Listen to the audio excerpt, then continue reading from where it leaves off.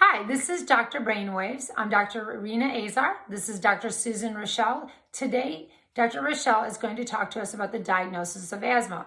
And I just want to say that oftentimes when we're making a diagnosis of medicine, we put a little scope in one of those many holes that we have and look around, or we take a little piece of tissue somewhere. But that is not how we diagnose asthma. That is not a reasonable thing to do to everybody, because we're talking about the air tubes that go down into the lungs. And those air tubes in asthmatic patients get tight. They get tight because the external muscle squeezes, because the internal tissue swells and increases its secretion of moist, sticky substances. And all of those things make those airways closed off and difficult to breathe through. So that's what causes cough, wheeze, shortness of breath, or chest tightness. So those are the common symptoms.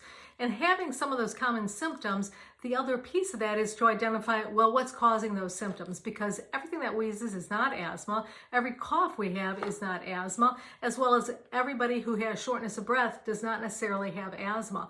So looking at the symptoms as well as some of the diagnostic tools that we have available will help make that diagnosis. So one of the key things that we do besides getting a very thorough history is also to look at what are some of the things that cause them to have those symptoms.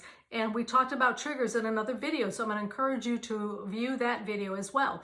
But if someone comes into the office and their symptoms are very suggestive of asthma, meaning that every time they get an upper respiratory infection, it doesn't just stay up here, but it affects their lower respiratory system and causes them to cough or wheeze or have shortness of breath, then they come in and we look at that. So we look at specific parameters that we obtain through a spirometry, which is a specific treatment or a specific technique that we use to identify if someone's lung function is normal or not normal.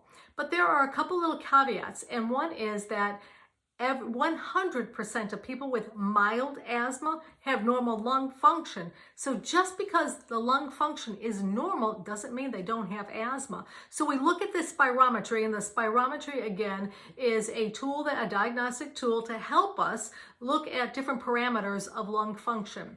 And one of those parameters will tell us how much air is blown out of the airway in 1 second. Another parameter will tell us how much air is blown out of the airway to empty all the air or most of the air from the airways. Another one of those parameters is going to look at large airways and small airways. And finally, there is another component that's going to look at the ratio.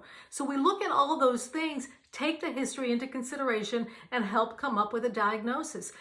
Sometimes it is very straightforward and easy. So we'll look at that spirometry reading and we'll give a person a breathing treatment using an albuterol or a medicine similar to albuterol.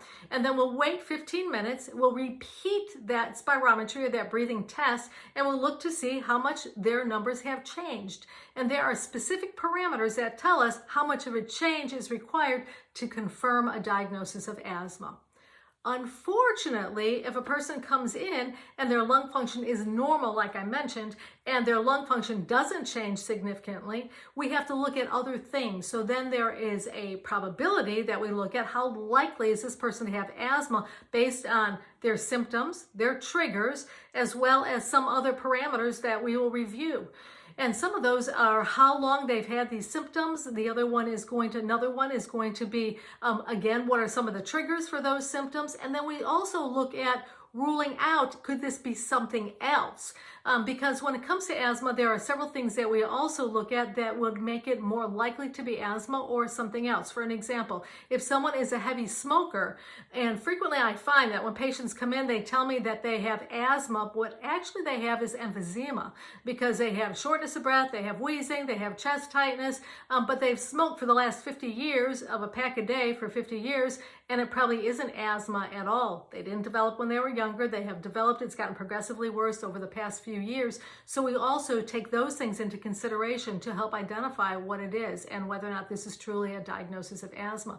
The other thing that confounds it somewhat is that some people will have what used to be called an overlap, which was called an overlap syndrome, but it's actually not overlap at all, but a person may have asthma and what we call COPD. So they may have both of these because they had asthma as a child, they smoked, so now they do have COPD or emphysema, and they have asthma. So that does account for a small percentage of people who may have asthma. But then there are some folks who just have a clean diagnosis of asthma, and again, you give them the breathing treatments, their numbers reverse appropriately and it confirms them. But the difficulty is those that do not have as easily identifiable asthma, and that's when we have to look at, again, the triggers. We have to look at what things are also, how long they've had the symptoms, what things are causing their symptoms, as well as some of the lung function studies that we look at. And also how well they're responding to medications and how long it takes for them to respond to medications. So there are several things that we have to take into consideration before we make a diagnosis of asthma. The other thing I should mention is if we don't know whether or not a person has asthma, we've done all the things. We've put them on medications, we've done a therapeutic trial, it has not seemed to make a difference. We've given them breathing treatments, they don't seem to make a difference. Then sometimes what we will do is what's called a special study. It's called a methylcholine challenge or a bronchial challenge. And we will actually give them a medication. It's called methylcholine, and methylcholine is designed to cause lung function to drop. And if their lung function drops by 16% or less, it tells me this is not asthma. And so something else may be going on, and therefore we've got to look at something cardiac or a foreign body or something else that may be triggering their symptoms. So again, it's not always straightforward, and that's why we always look at a full picture to try and identify whether or not this is something that we can treat or something that I need to send elsewhere to get evaluated.